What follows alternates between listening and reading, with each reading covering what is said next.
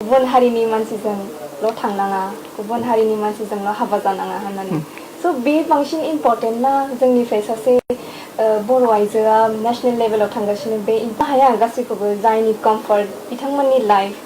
बिथांमोननि गावनि चइस जायजों हाबा जायो जायजों हाबा जाया। आंनि फिसाजो पिंकि बसुमतारिया मिस इउनिभार्स इन्डिया 2026 नि बादायलायनायाव टप 20 आव मोनहैनो थाखाय मिस इउनिभार्स इन्डियानि नियम बायदियै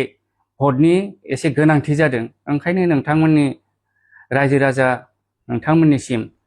मिस पिंकि बसुमतारी बिथांनि थाखाय मोनसे भटनि गोनांथि जानानै दङ नङा होमब्ला लोगोफोर बयखौबो खुलुमबाय आंनि मोनसे गोदान भिडिअ जे नोंथांमोना मोनथिखाबाय जानो हागौ आंनि बे भिडिअखौ आं मानि थाखाय लाबोदों बै आंनि टाइटेलजों लोगोसे थाम्बनेलखौ नायनानै बे जोंनि इन्ट्र ससे भिडिअ होनायखौ नङा होमब्ला लोगोफोर आथिखालनि जुगाव बियो दायो फेसबुकनि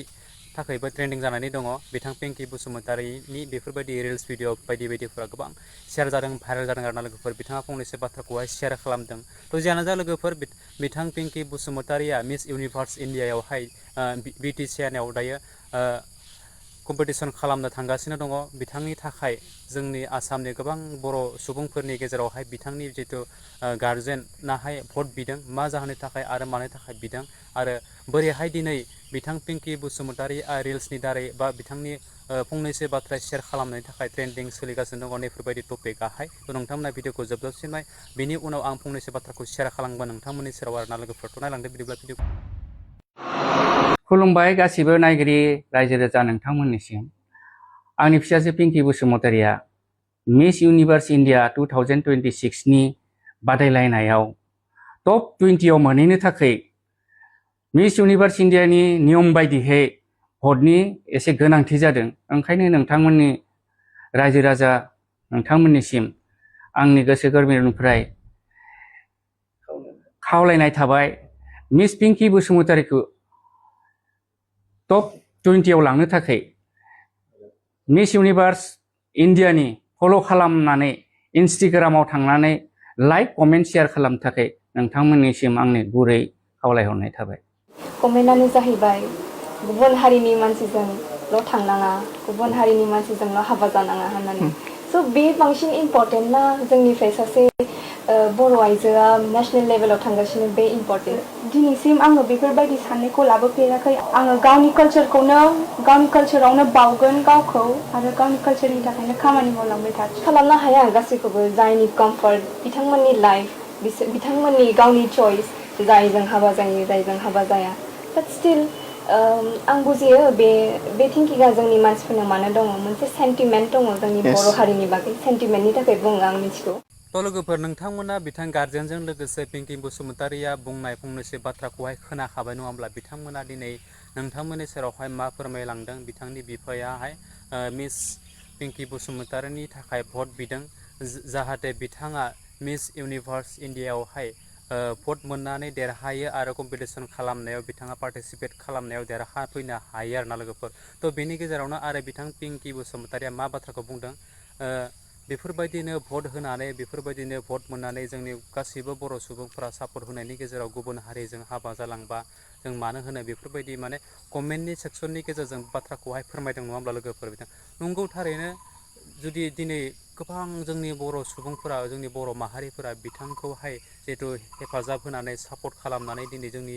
जाथिखौ जोंनि हारिखौ असनमान जुदि खालामोब्ला मानो थाखाय होनो भटखौ नुवा होमब्ला